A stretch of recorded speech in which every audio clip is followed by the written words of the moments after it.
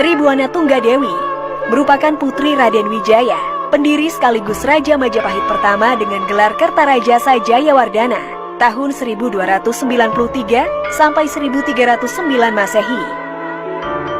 Slamet Mulyana dalam Nagara Kertagama dan tafsir sejarahnya tahun 1979 menuliskan, Sang Ratu menyandang gelar lengkap Sri Tribuana Wijaya Tunggadewi Maharajasa Jaya Wisnuwardani. Sebelum bertata di Majapahit, namanya adalah Dyah Gitarja. Ibunda Tribuana Wijaya Tunggadewi bernama Gayatri atau Raja Patni, salah satu istri Raden Wijaya yang juga putri Kertanegara, Raja terakhir Singasari. Setelah kerajaan Singasari hancur akibat pemberontakan Jayakatwang pada tahun 1292 Masehi yang menyebabkan Raja Kertanegara tewas, Raden Wijaya mendirikan pemerintahan baru bernama Majapahit di tepi Sungai Brantas, Mojokerto setahun kemudian. Penerus Raden Wijaya yang wafat pada 1309 Masehi adalah putranya yang bernama Kalagemet. Raja kedua Majapahit ini dinobatkan dengan gelar Srijaya Negara pada 1309 sampai 1328 Masehi. Dyah Gitarja alias Tribuana Wijaya Tunggadewi dan Jaya Negara merupakan saudara satu ayah tapi lain ibu. Semasa era Jaya Negara, Dyah Gitarja pernah menjabat sebagai Bre Kahuripan. Kahuripan atau sekarang wilayah Sidoarjo merupakan salah satu dari 12 wilayah utama atau semacam provinsi terpenting Kerajaan Majapahit yang beribu kota di Trowulan, Mojokerto, Jawa Timur. Jaya Negara dianggap tidak becus memimpin Kerajaan Majapahit, sehingga timbul serangkaian pemberontakan semasa ia berkuasa. Pada akhirnya Raja kedua Majapahit ini tewas dibunuh oleh tabib sekaligus pengawalnya sendiri, yakni Ratanca, pada 1328 Masehi. Gajah Mada yang kala itu adalah anggota Bayangkara atau pasukan pengawal raja, punya peran penting di era Jaya Negara yang penuh huru-hara. Ia pernah menyelamatkan Jaya Negara dari pemberontakan Rakuti pada 1319 Masehi. Gajah Mada pula yang mengeksekusi The Kingslayer, Ratanca.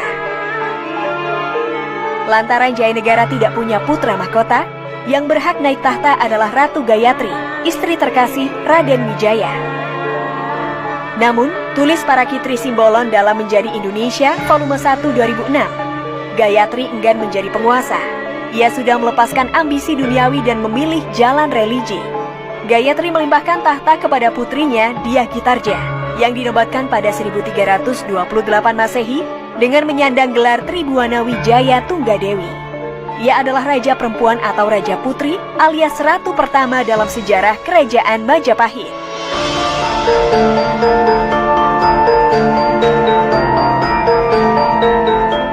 Purwadi dalam buku sejarah Raja-Raja Jawa, Sejarah Kehidupan Keraton dan Perkembangannya di Jawa tahun 2007 menyebut bahwa jasa besar Tribuana Wijaya Tunggadewi adalah meletakkan dasar-dasar politik kenegaraan Majapahit.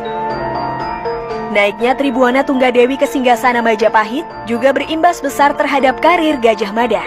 Sosok perwira muda ini langsung melejit berkat jasa-jasanya mengamankan negara, termasuk menyelesaikan pemberontakan Sadeng dan Keta yang masih menjadi bagian dari dampak kepemimpinan Jaya Negara. Berkat kesetiaannya terhadap negara juga kecakapannya, Gajah Mada langsung menjadi orang kepercayaan Tribuana Wijaya Tunggadewi. Pada 1334 Masehi, Sri Ratu Tribuana menunjuk Gajah Mada untuk menempati posisi sebagai Rakrian Pati atau Mahapati alias Perdana Menteri menggantikan Aryatada yang undur diri karena sudah merasa tua. Saat dilantik menjadi Mahapati pada 1334 Masehi, Gajah Mada mengucapkan Sumpah Palapa. Ia berikrar pantang merasakan kenikmatan duniawi sebelum berhasil mempersatukan Nusantara di bawah naungan Majapahit. Era Tribuana Wijaya Tunggadewi memang merupakan masa di mana Majapahit mulai melebarkan sayapnya hingga keluar Jawa. Tahun 1343 Masehi misalnya, seperti dinukil dari buku Sejarah Kebudayaan Bali tahun 1998 yang disusun Supratikno Raharjo dan kawan-kawan, Kerajaan Majapahit menaklukkan Bali. Berikutnya, giliran kerajaan-kerajaan di kawasan lain di luar Jawa yang ditundukkan oleh Kerajaan Majapahit di bawah komando Mahapati Gajah Mada atas perintah Sri Ratu Tribuana Tunggadewi.